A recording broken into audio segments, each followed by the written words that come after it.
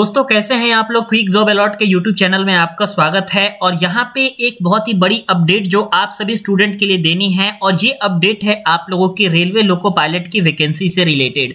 आपको मालूम है कि 2023 में आपकी सबसे बड़ी संख्या में रेलवे लोको पायलट और टेक्नीशियन की वैकेंसी आ रही है। और इस रेलवे लोको पायलट और टेक्नीशियन की वैकेंसी की जो संख्या है दोस्तों, ये आपका टोटल कुल मिलाकर के 70,000 के आसपास है। ठीक है, अब ये 70,000 के पास जो भर्ती है, काफी सारे स्टूडेंट ये कंफ्यूज है कि सर ये भर्ती कब आएगी। तो आज मैं आपको पूरा कंप्लीट डिटेल देने वाला हूं कि आपका भर्ती कब आने वाली है और इसके साथ ही साथ इसका एग्जाम आपका कब तक होने वाला है।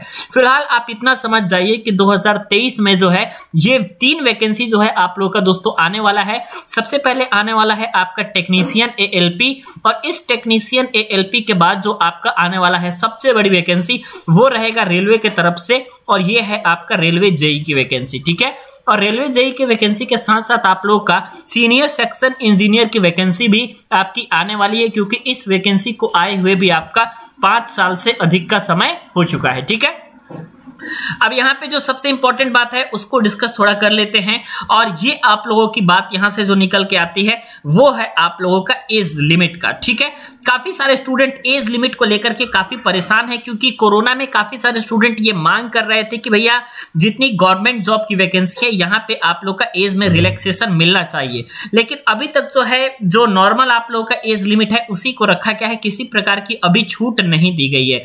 जैसे कि आपको मालूम है कि 18 वर्ष मिनिमम, ठीक है, ये जो आप एज देख रहे हैं दोस्तों, ये मिनिमम है आप लोगों का 18 वर्ष और मैक्सिमम आप लोगों का 28 वर्ष का एज लिमिट जो है ये आप लोगों का एएलपी के लिए है, लोको पायलट के लिए है।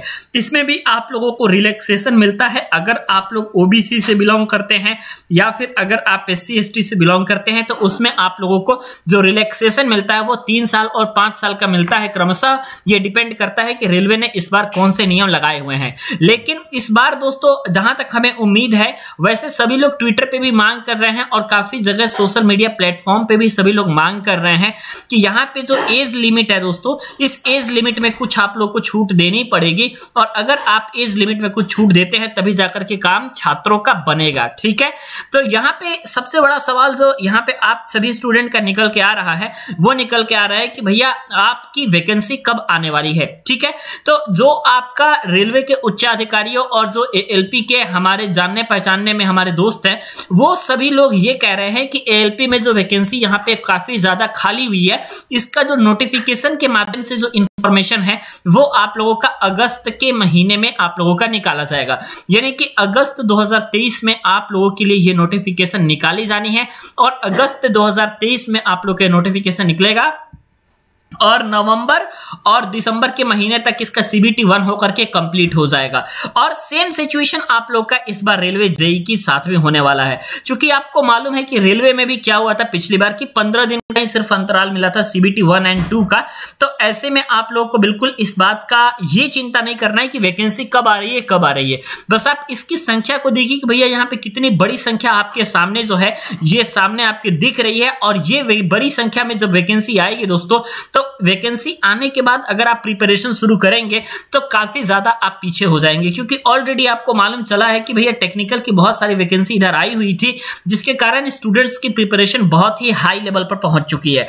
तो ऐसे में आपको भी अपने तैयारी को बहुत ही हाई लेवल पे पहुंचाना है बिना इस बात का इंतजार किए हुए। बाकी आपको जो मेन जानकारी थी वो एज रिलैक्सेशन से थी, एज लिमिट से थी। अब योग्यता के बारे में दोस्तों अगर हम बात कर लेते हैं, तो अगर आपने ITI पास किया हुआ है या फिर अगर आपने डिप्लोमा पास किया हुआ है, डिप्लोमा में अगर आप सिविल आर्किटेक्चर के अलावा अगर आप किसी भी ब्रांच के हैं तो आप इस फॉर्म को फिल कर सकते हैं। Electronics, electrical and electronics, mechanical engineering, ITI वाले भी टोटल ब्रांच के यहाँ पे फॉर्म को फिल करते हैं।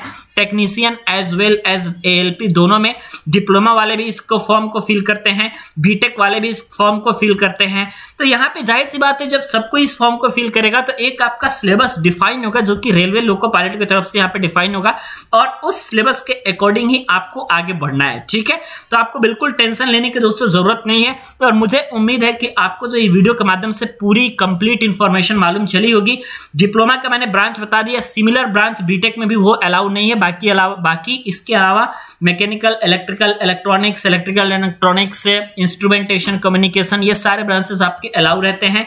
आईटीआई में भी fitter mechanic, diesel mechanic, electrical, electrician, ये सारे के सारे ब्रांच आपके जो हैं ये एलिजिबल रहते हैं। तो एलिजिबिलिटी क्राइटेरिया से रिलेटेड किसी भी प्रकार की आपको प्रॉब्लम मुझे उम्मीद है कि अभी आपको नहीं हुई होगी।